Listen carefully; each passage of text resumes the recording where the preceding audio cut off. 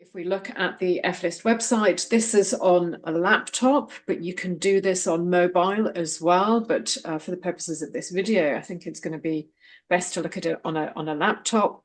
We can see the overarching banner with the menus here, and the main view on the website is the directory is searching for musicians. So we can do all sorts of searching by categories, which is skill set, searching by genres of music, searching by instruments that you may specialize in, or vocal type, and locations as well, or you can just do a keyword search.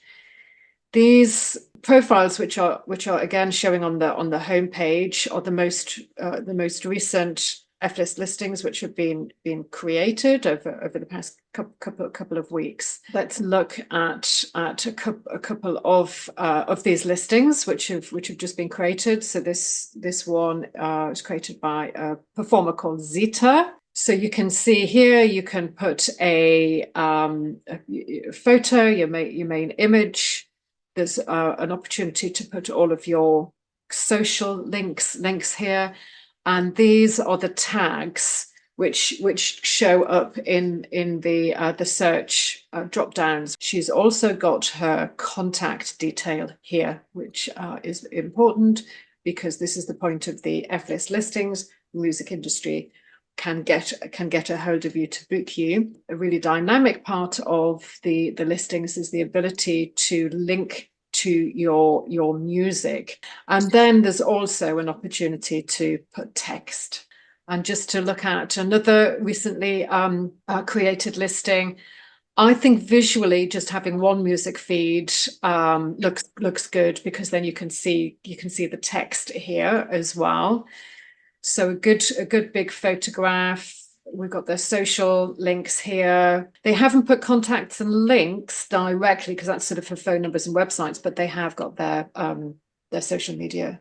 So how do you create your own listing? At the very top here, we've got join us here, create listing. Let's just have a look at create listing.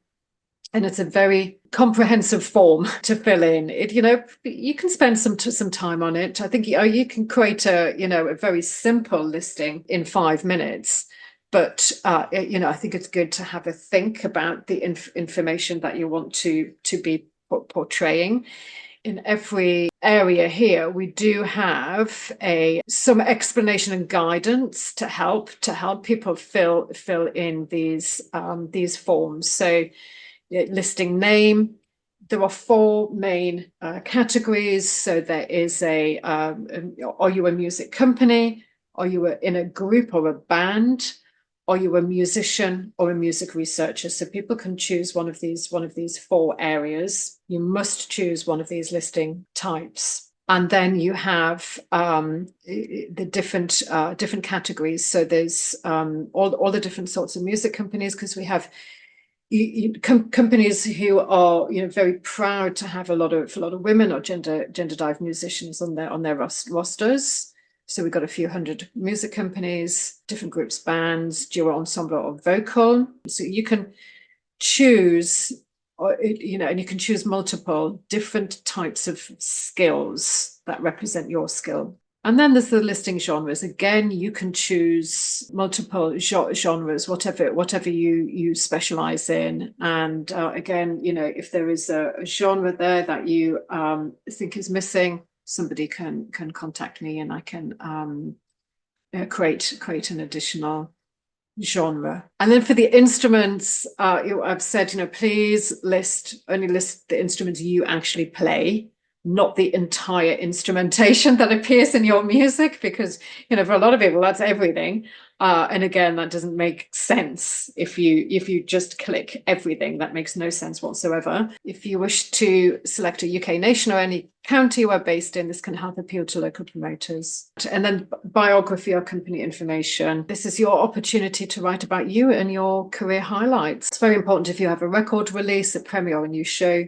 coming up, you can shout about it there. And then the representation information, again, I've highlighted the fact that this is what the F-List is all about. It's to ensure bookers, promoters, commissioners can find you And then there's also the sort of professional contacts, publishing, record label, and so on. Even if you self-publish, you can put this information in, or just leave it empty. And this is for the researchers, the research website profiles. Also an option to put your number of social followers in. So this was added in because some festival promoters said to me what they find it really helpful just to understand where an artist is at. So you might have 500 followers, you might have 50,000 followers. So that, that gives them a good gauge on where somebody might be at. And then all of the music feeds. So this is the most complicated part, and it's the last part really of the most complicated part of creating a listing. Many people aren't used to looking for embed codes, but this is a really clever part of creating a listing where we can directly link to your Bandcamp, SoundCloud, Spotify, YouTube, or Mixcloud. We can link to these platforms, and it shows up like it did here. It shows up in your listing. I've recommended that people only use one or two, because if you have 5, it's a lot. It can look overwhelming. But this is to give people a choice on where they're most active. I do have URL examples here. SoundCloud is a little tricky because it requires replacing some code, so a lot of people don't get that first time. But I have to say that that the Spotify URL code and the YouTube code is very, very simple to find, and you can tell if it's an embed code rather than a link because the word embed is actually in the codes. But I go through that in more detail in the embed rules. Final thing, upload a photo. That's going to be your cover image. And I say, top tip: try to make sure your head is not too near the top of the photos. It needs to work on both mobile view and on laptop view as well. So sometimes that takes a little figuring out. And this are you human, which I think we're all used to seeing recapture. You submit your listing, or you can save as a draft.